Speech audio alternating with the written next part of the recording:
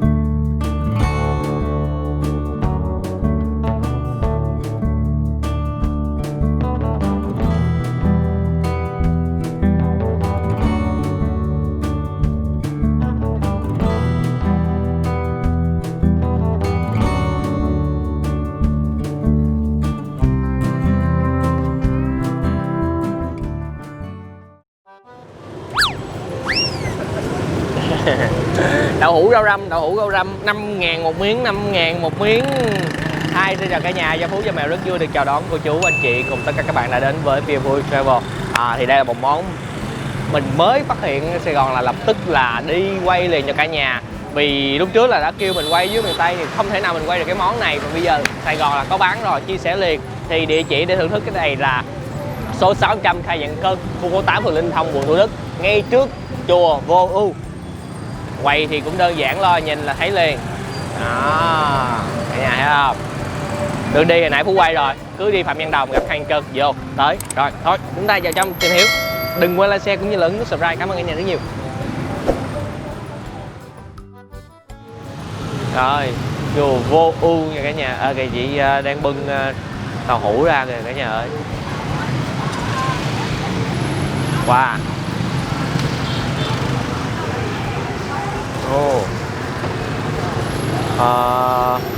Thì hồi nãy Phú có hỏi chị á, chị nói là cô Dung là bán chính. Dạ. Em xưng hô với chị như thế nào được ạ? Dạ. Dạ chị Tư. Dạ coi như là thường là cô Dung đi, là chị Tư phụ. Dạ. Cái tàu hũ này là ở trong chùa làm luôn hay sao chị? Thì cô đi bán lại.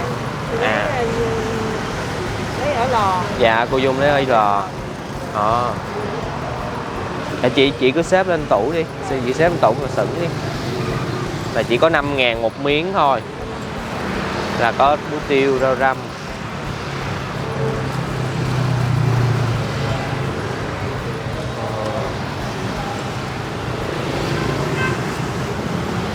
Cô Dung là cũng bình thường thôi đúng không chị? Chứ không phải là Phật tử hay...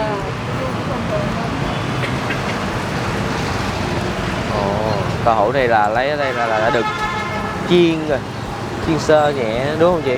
Này chiên rồi. Mình là coi như là từ mấy giờ là mình bắt đầu bán ở đây? Từ 7 giờ sáng đến 7 giờ tối. Wow, 7 giờ sáng đến 7 giờ tối luôn, bán từ sáng luôn. Vậy là coi như cả sáng, buổi sáng ví dụ mà ai mà kiếm sữa đậu nành không ra thì mình ăn đậu nành, ăn tàu hũ buổi sáng cũng được nè. Có 5.000 miếng à. Ăn sáng ở món này cũng vui nè. Nhìn ngon á. Chị, em thấy là cái này ở dưới Cần Thơ là bán, là cô Dung có chia sẻ là vì sao bán cái món này không chị? Cô Dung chia sẻ là dâu cô Dung ở Bến Tre đó. Dạ. Người ta bán rồi cô Dung về làm. Rồi. Đó, bây giờ chị chất vô sửng nữa nè. Chị bưng cái sửng cái này nè, chị bóc cho dễ. Đó, 3 sửng. Ủa đâu? 2 sửng ở dưới là nước.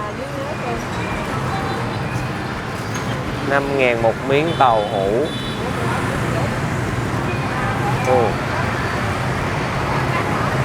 Ngon quá. Cảm ơn em.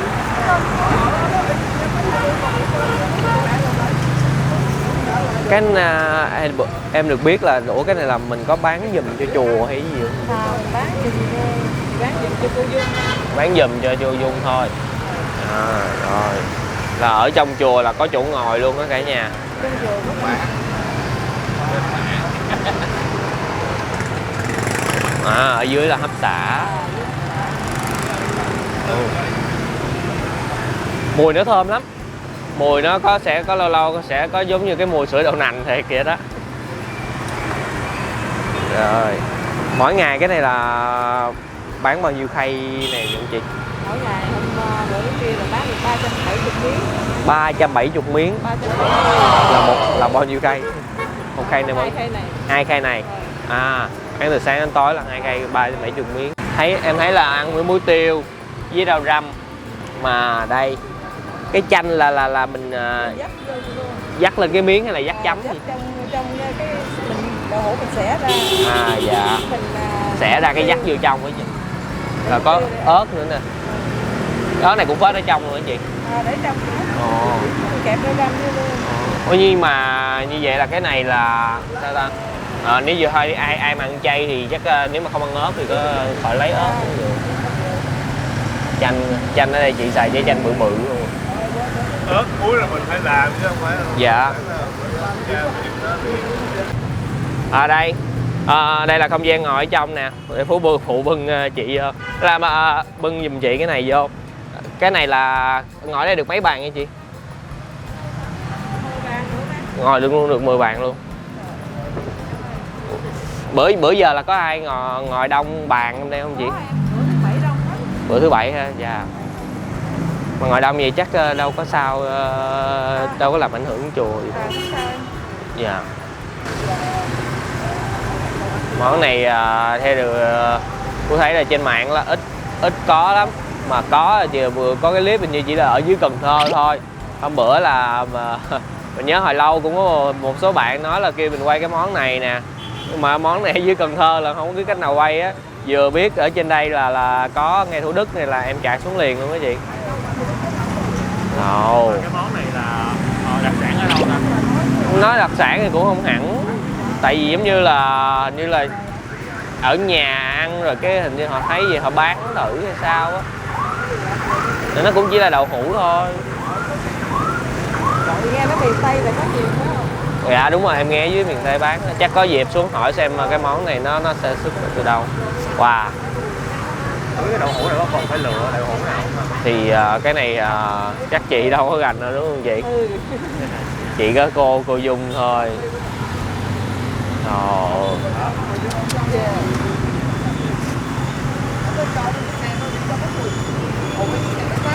Rồi một viên nữa là thành cái tháp.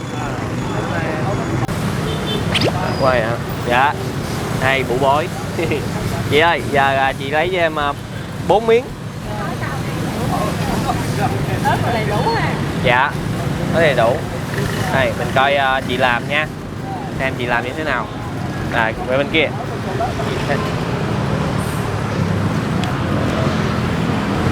Đó. Dạ cái này phải ăn nóng mới ngon, lát họ lấy ra quay lát họ nó sẽ nguội bớt. Miếng cũng to quá.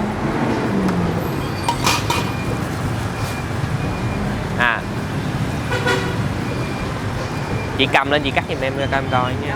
Được không? Đó, rồi cắt từ từ. Đó, cắt vậy.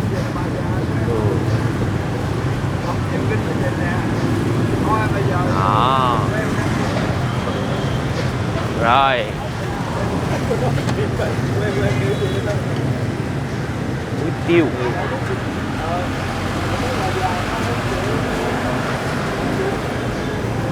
Wow, quá trời luôn.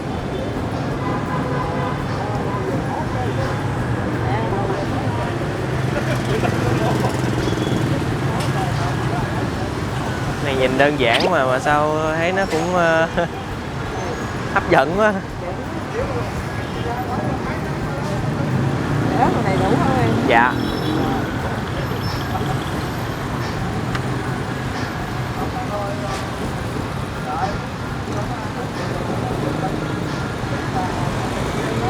Đây được không? Dạ, dạ được. chiều là hơi yếu, hơi cay được. Hết. Em ăn cay đi, để em cay em khát nước, ra mua nước chị. chị là có cái quầy nước ở kế bên đó nha cả nhà. Chị là bán giùm cho cô đi đâu đến trưa mới về. Chị dễ thương quá trời luôn. Cái này bao lâu chị ăn một lần? Chị có ăn? Chị cũng ăn thường lắm. Dạ, dắt chanh vô. Ôi dắt chanh.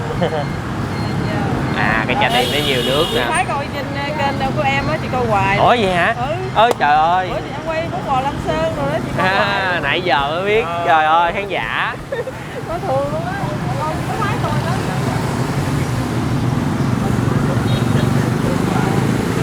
Đó. Dạ.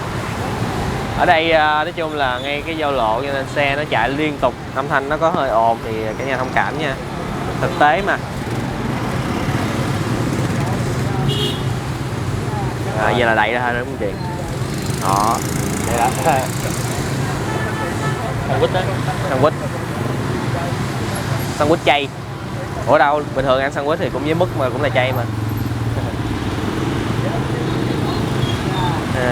Chị để vô hộp. Đây là chị có dĩa luôn. Để dĩa luôn ha. Dạ. Ủa sao miếng đậu hũ giờ nó có cái dấu vậy đó? Tại nằm mặt dưới á, mình quay lên. Mặt cái mặt dưới. Được không? Hay là Dạ được. Đẹp mà. Rồi dẹp để lên. Nhìn vậy nó giống bánh mì hết trơn á chị. Đó, quá đã, 4 miếng. Rồi, cảm ơn chị. Chắc chị lấy cho em cam dắt nha. Cam giác ha. Rồi ok. Với nước suối.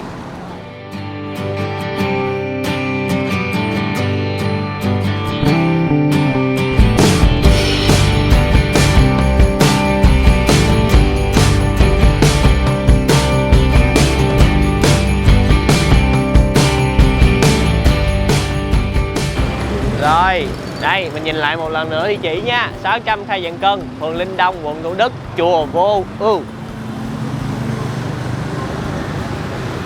Rồi, đi vô ngồi thôi. Ây da. Nay trời không có nắng cho nên mây cũng nhiều nên ngồi đây nó cũng mát thôi. Nếu không thì chắc là chắc buổi tối chắc ngồi. Chắc tụi mình phải vô trong đi. Ở đây hơi chói. Chói hả?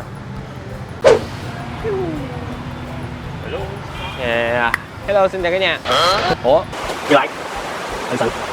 Chào nãy rồi. Bây giờ thì ăn thôi. Gia Phú và Mèo xin mời cả nhà cùng thưởng thức món đậu hũ rau răm nha. Dùm bóc tay đi, cầm tay dưới đi hả? Tay nó hơi dơ chút xíu. Bánh mì sandwich. Mở ra coi nha. Ôi chà. Nó vui vui ha. Nhìn nó vui vui. Cầm nó cũng có trọng lượng lắm chứ bộ. Đây.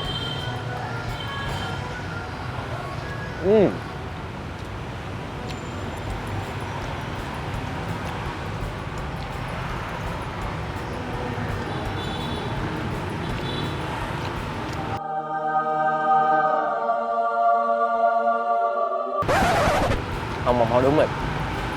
Cái món này nó dễ nghiện đó nha.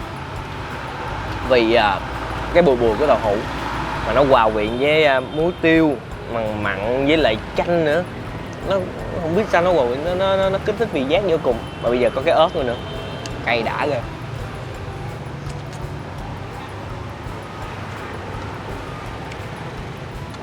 Cái lúc hấp á thì cái mùi đậu nành đậu hũ ra rất là thơm, mà khi ăn vậy á cũng có mùi tàu hũ, mà nó sẽ bớt đi một chút xíu. Dạ, không sao chị, cảm ơn chị. Đây này nhiêu chị? Đây này 15.000 em. 15.000 ly khổng lồ. Rồi, em cảm ơn chị. Chị dễ thương quá. Chị bán giùm với cô. Rồi, ăn nó cho đây đi. Rồi, chúng ta khui ra xôi tí xíu. Rồi, mình mở ra xôi tí xíu nha. 5.000. Ăn miếng đầu lấy gì rồi. Đây. Trời ơi. Tôi thấy thì cái miếng tàu hũ này nó trắng, nó không có dễ bị bể. Mình lấy 2 muỗng mình đè nè. Tất nhiên chiên thì nó cũng sẽ có cái dầu ở trong đây á, mà Phú ăn Phú không có thấy bị gắt dầu, cũng không có bám dầu nhiều. Wow. Đây là chiên nha, đây là hấp. Chiên sơ. Chiên sơ. Hồi kỳ lâu lắm Phú có ăn cái món này do một bạn chia sẻ, thì không biết nói trong đây có sao không ta, chắc không sao đâu. Xin phép trước mọi người thì mình chia sẻ về cái vấn đề này. Hay gọi là lúc đó bạn mình gọi vui là cái món này là món hột vịt lộn chay. Kỳ ấy. Tại vì ăn nó giống, mà lúc đó ăn là ăn cái miếng non chứ không có chiên như vậy, là cái miếng trắng luôn đó. Thì cái tàu hũ nó sẽ có hai loại, một cái là tàu hũ non và tàu hũ già. Thì nếu mà cả nhà mình không có dịp mình ra đây nè, mình thử mua tàu hũ về để mình hấp đó. Cái miếng già đó thì ăn nó sẽ giống cái mề, còn cái miếng non này ăn giống như là cái lòng trứng vàng vậy đó. Ghép miếng lá. Cái này mình chỉ nói vui, mình chia sẻ gọi là ví von vậy thôi nha cả nhà ơi, chứ mình không có nói về cái việc ăn một dĩa món chay và món thịt vịt lộn đâu. Ớt. Ờ. Nhìn. Đã. Mịn đó. Không mà cầm mà dây ăn mới đã này cả nhà, chứ sáng không có đã đâu. Cầm nè, để đen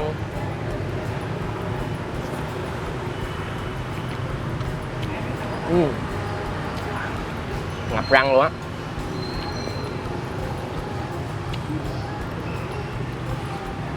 Cái này như là cái miếng tàu hũ này thì nó vừa không phải non mà cũng không phải già.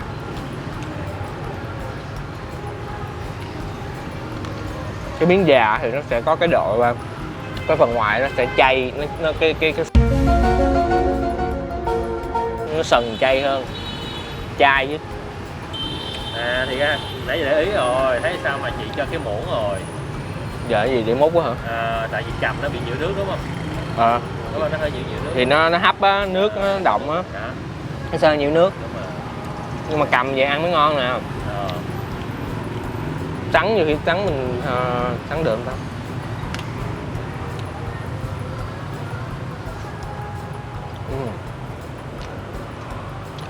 Không hiểu sao món này hot luôn á. Bình dân giản dị đơn giản. Đứng ra ăn 2 miếng. Đó. Nó lưng bụng á. Ăn sáng có 10.000 à. Rẻ hả cả nhà? Rồi. Hết rồi. Cảm ơn mình. Rồi, ăn nha.